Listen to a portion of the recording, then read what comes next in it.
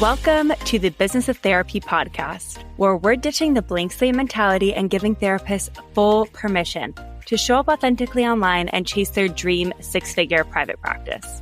I'm your host, Kelly McKenna, licensed therapist, business coach, and content creator. I have made it my personal mission to help other therapists make a boatload of money and do it while working with clients they love and without sacrificing their work-life balance.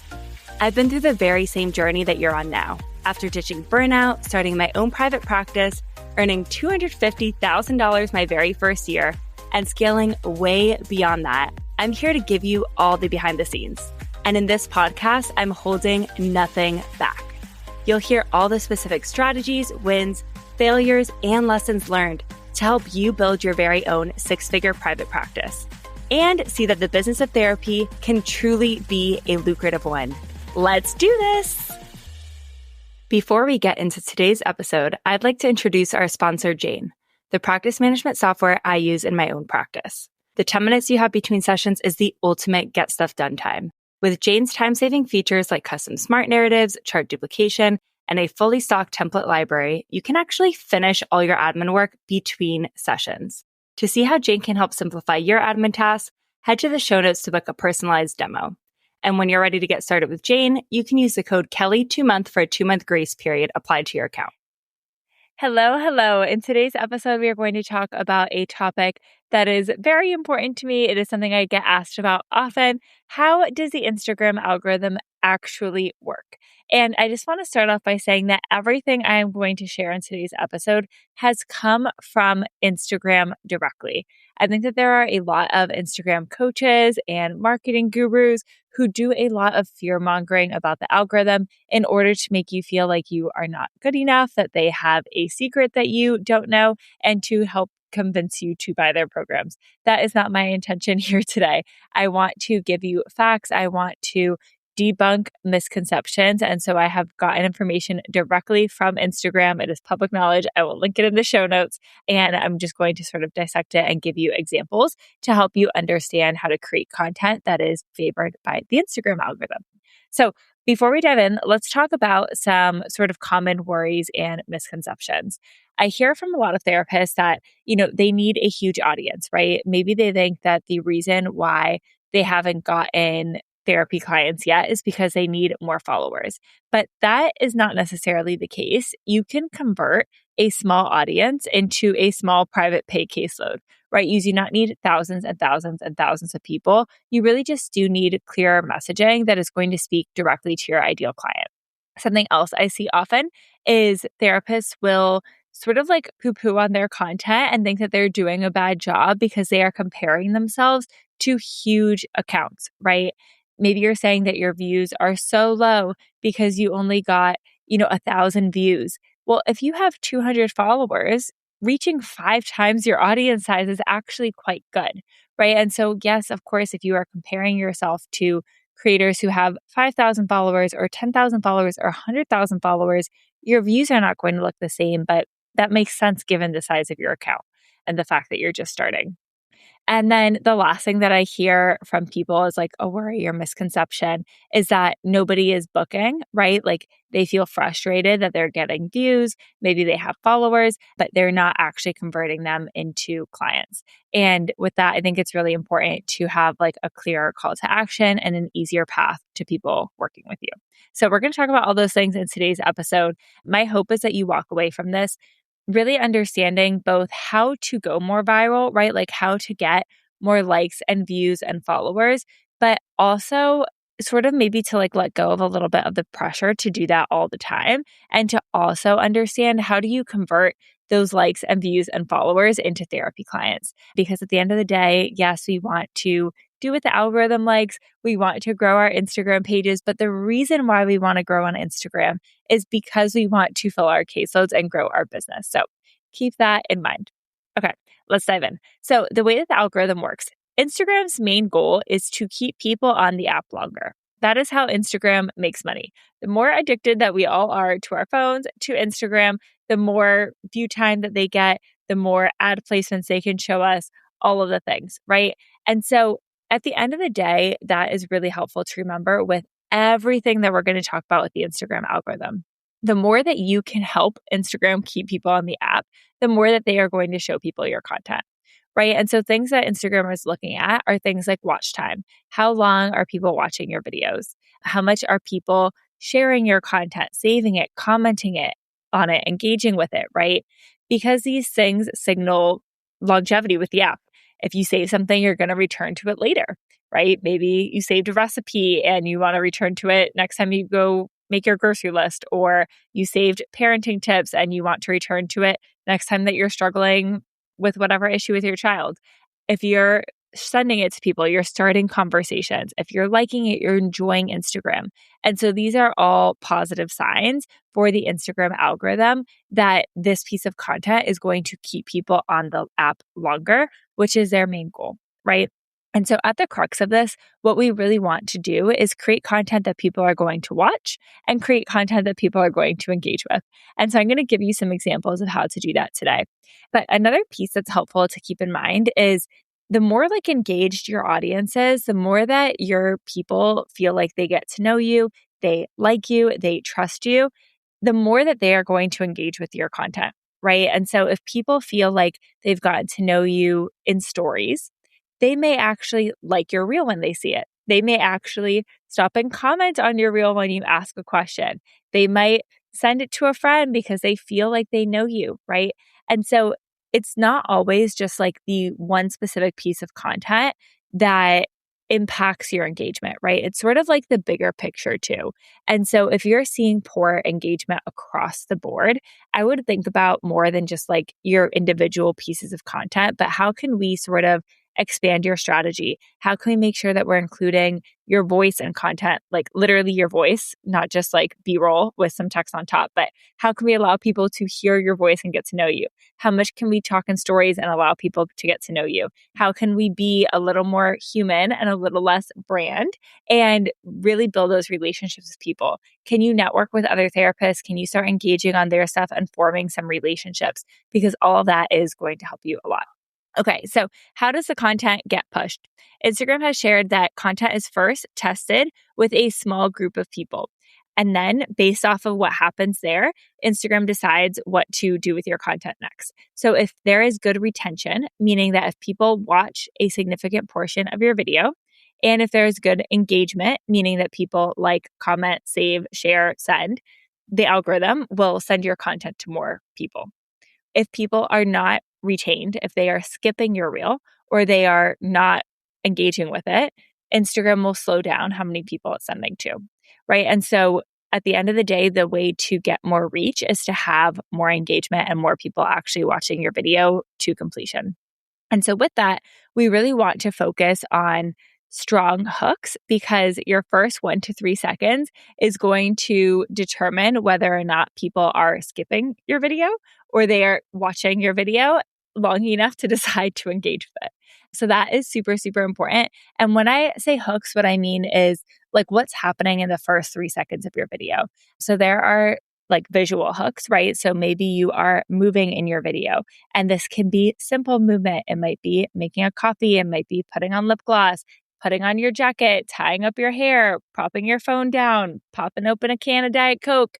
You know, it could be anything, but some sort of visual movement is really important. And then there's text, right? So your reel might have only text on it. It may not have your voice, right? It may just be trending audio. That's okay. That text is the hook, right? The text that people can read in those first 1 to 3 seconds. So we want it to be niche specific. We want to make it like evoke emotion and have people feel something, whether that feeling is like validation, community, you know, funny, sad, seen, angry. All of that is totally fine, but we want to evoke some sort of feeling. Curiosity is another great one. And then if you're speaking, you might also have like a verbal hook as well. And that is important to pay attention to as well. So now I'm going to talk a little bit about the specific analytics that Instagram is looking at when determining the success of your content. Now, if you do not have access to analytics, you need to make sure that you have a creator account. So with Instagram, there's personal accounts that don't get analytics, and then there are professional accounts that give you access to more features.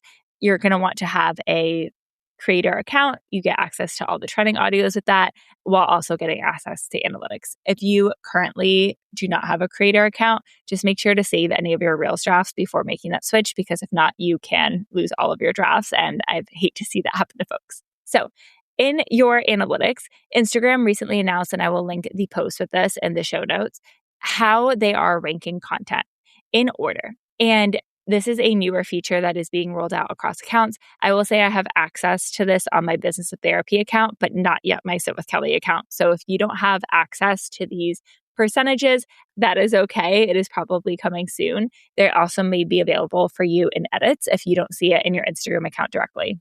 But I will share with you here what Instagram is ranking and sort of where we're going with those. So the first most important thing for Instagram in terms of your content is skip rate. And so this is the percentage of people who skipped your content, meaning they scrolled on to the next piece of content during the first 3 seconds of your reel. We really want to aim for a low skip rate, right? And so how are we going to do that? With the hook. We are going to make sure we have visually interesting footage. We are going to make sure that there is text on screen from the very beginning of the video. We're going to make sure that text is niche specific, it's short, it's catchy. And if you're talking, we want to talk right from the beginning. We want to have strong delivery there. Now, I looked up some percentages of like metrics to aim for with these. These are not from Instagram directly, so I do want to preface that. And some of them I think are a little bit unrealistic in terms of my own content's not matching them. And I've built a 7-figure business on Instagram. So I will say take that for what it's worth. But ideally, we want to be aiming for a skip rate under 40%. And I will say that my skip rates tend to be about 30%. So that feels like an okay metric for me to share with you. So take a look at your reels and see where your skip rate is at. And you're going to have to go through each one. And I want you to notice, like if you have some that are over 40%, what are patterns there? If you have some that are under, what are patterns there? What works well? So I just did this with my own Instagram account today when preparing for this podcast episode. And I noticed for me, when I had B-roll reels with a lot of text on them, they actually had higher skip rates. And so like moving forward, something I'm going to test is trying to keep that a little bit more concise, right? And seeing if I can instead add some of that text into the caption itself instead of loading it all up on screen visually. So that may be the case for you, or it may not. It's really important to look at your own analytics and see what is performing well for your account, for your audience, and what patterns do you notice amongst your reels with higher skip rates and lower skip rates. Did you know I have a totally free 1-hour training that thousands of therapists just like you have attended, where I'll teach you how to market and grow your private practice on Instagram? Sign up at the link in the show notes. I'm sharing how I earned $250,000 my first year in private practice with private pay clients from Instagram, and how you can do it too. Learning to showcase your expertise and market your private practice on social media will help you increase your income, reduce your caseload, and help thousands of people with their mental health online. Head to the show notes and register now. Okay, the next thing that Instagram looks at is share rate. And this kind of surprised me. Sharing is like the top thing that they want people to do other than actually watch the video. So what I found is that a share rate of 1% plus is considered high or considered like good, favorable.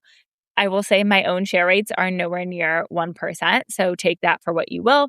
But I think that that really depends on like the type of content that you're creating, right? So if you're creating really funny, relatable content, if you're creating really validating, I see you type of content, if you're creating really helpful content, those might be things that people are sharing in stories. Now, if you're sharing a lot of like problem awareness type of content, people may not want to share that, right? So like, for instance, if I were to post something about like, here's why you haven't made 6 figures in your private practice yet, that might do well for me. It might do well for my business. It might help me get more therapists to enroll in my program or listen to my podcast. But a lot of therapists are probably not going to share that to each other or share it on their stories, right? Because you don't kind of want to say to your own Instagram world, like, hey, like, I haven't met my goals yet, right? Or, any negative hook that's like, here's the things you're doing wrong in your content, or here's the ways that you're messing up. those probably aren't going to get a ton of shares. So I think that that's just like helpful to keep in mind.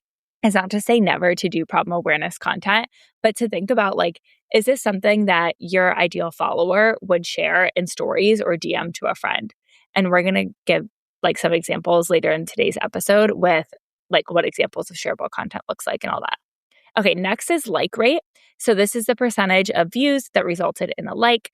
What I found in my research is that a like rate of 1% to 3% is considered strong. I do think that that is a realistic target to be aiming for. And with that, I think really Instagram is kind of looking for like, do people have a positive sentiment towards this? Yes, being controversial and being spicy is good, but we don't want to like enrage people so much that they're like, I'm getting off of Instagram, I'm done with this app. And so I think that that's kind of why Instagram is prioritizing likes. I was kind of surprised that that was their next top thing that they're looking for there. But it's very easy engagement for people. And I think that that's helpful to know. Okay, save rate. What I found is 2% is considered good. That feels quite high to me. But this is the percentage of views that resulted in a save, meaning that people are planning to come back to it later and refer to it.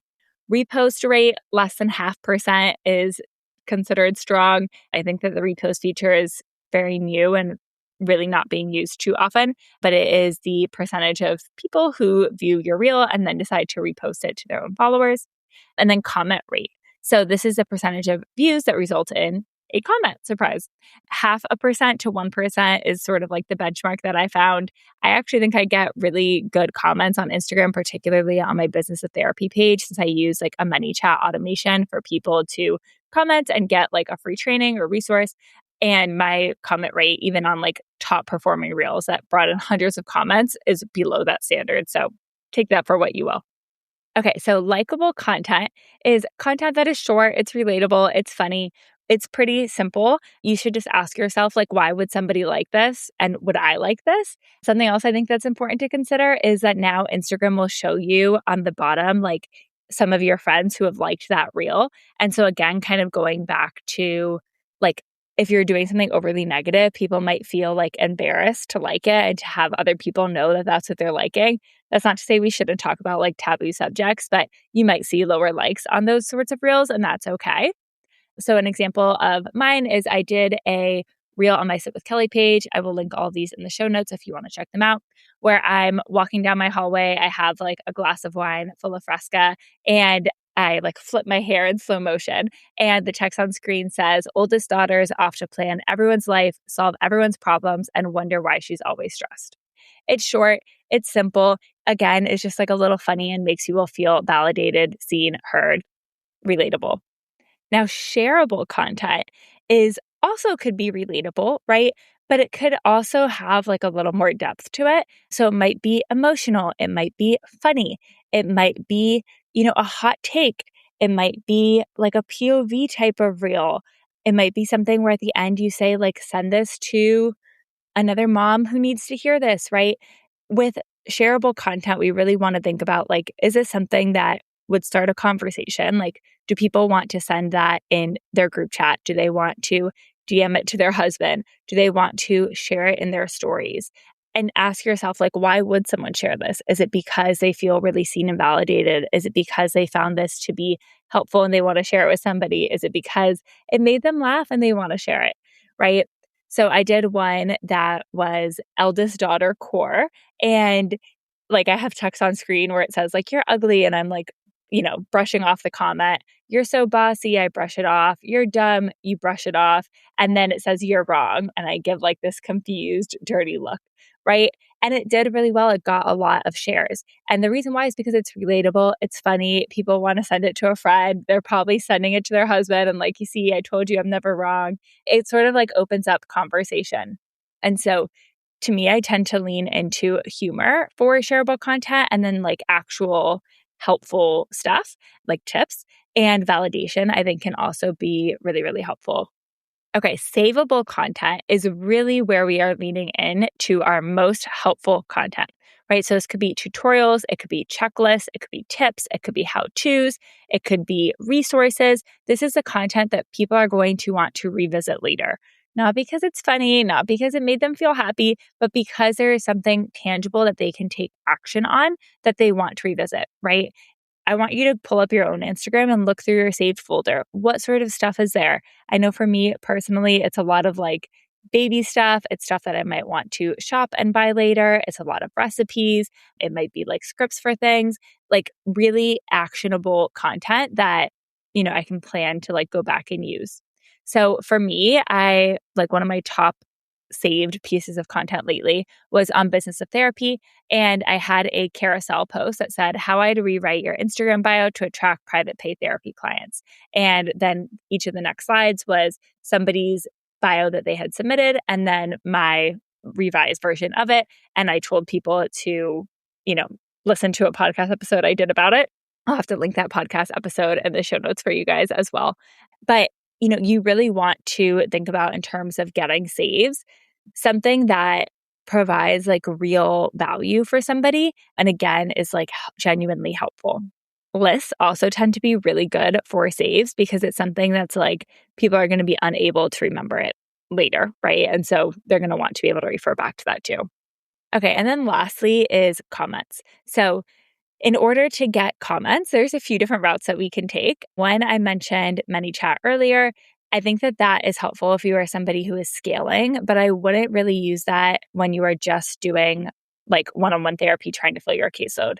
It's probably not the best approach to tell people to like comment intro call or something in order to schedule a free call with you because they want the feeling of privacy when hiring a therapist. But I think if you are somebody who has a podcast that you're wanting to share links to, or a free training, or a free guide, or free scripts, or whatever, I think that ManyChat can be an absolutely wonderful resource and a really easy way to get people to comment.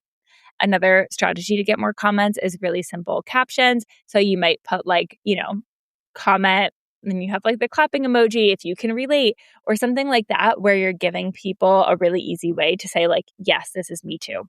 Strong opinions, hot topics are really great ways to increase comments because they're creating conversation, questions, and hooks, right? So I did a reel on business of therapy where I wrote, I'm bored, therapist, tell me what you charge per session and your niche. And it did really well. It got hundreds and hundreds of comments because the reel itself was me asking for comments, basically, right? I was asking for engagement. And so it started a lot of conversations and that performed really well. So asking direct questions like that can be a really great way to sort of boost that engagement. And so you should ask yourself, like, why would someone comment on this? Or what even would they comment on this? Is this something easy for people to comment on as you're sort of thinking about increasing that metric? Now, I want to share before we wrap up for today, not all of your content is going to do well in all of these things. I think in general, we want to aim for content that is going to have a low skip rate. So we want to always have like that strong hook, that strong niche specific messaging. If that's something you have trouble with, definitely check out the Reels membership. I give you hooks for all of your Reels every single week for you. But in addition to having like a low skip rate, I think we really just want to aim for one of these other things to be true. It is a very tall order to say, I'm going to have people watch this reel all the way through and they're going to comment on it. They're going to share it with somebody and they're going to save it for later, right?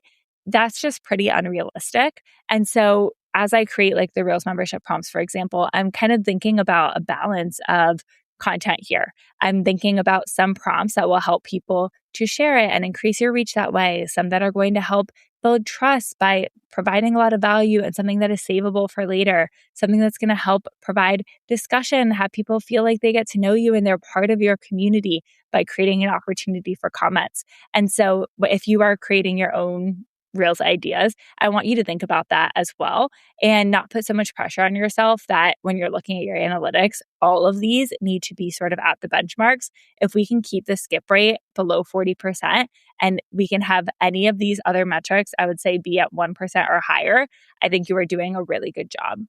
So your homework is to go back and I want you to review your last 10 posts and I want you to look for patterns of what you think is already working. What sorts of posts or reels are getting the most shares, the most likes, the most saves, the most reposts, the most comments? What sorts of reels are having the lowest skip rates, right? What is working well for your audience and where can you do more of that? All right, my friends, I hope this is helpful in demystifying the algorithm. I promise you the Instagram algorithm is not out to get you. It wants to show your content to the people who want to see it because that keeps people on the app longer. So the more that we can create content that is engaging for the right people, the more success that you are going to have. And yeah, all right, I'll see you in the next episode. A year from today, what would your dream private practice look like? Would you spend less time chasing claims or only working with clients who value your skill set? What if you had more time for yourself? Alma empowers you to confidently accept insurance through easy credentialing, enhanced reimbursement rates, and guaranteed payment within 2 weeks of each session. Your dream practice is closer than you think. A year from today starts now at helloalma.com/Kelly. That's helloalma.com/Kelly to get started with your first 2 months free. Thanks for hanging out with me today. My goal with this podcast is to help as many therapists as possible. So if you found this episode helpful, would you please do me a huge favor and leave a 5-star review wherever you're listening to this? As a thank you, every month I'm gifting one lucky reviewer a free month of done-for-you Reels ideas inside of my Reels membership. I'll see you here next Wednesday and talk to you soon.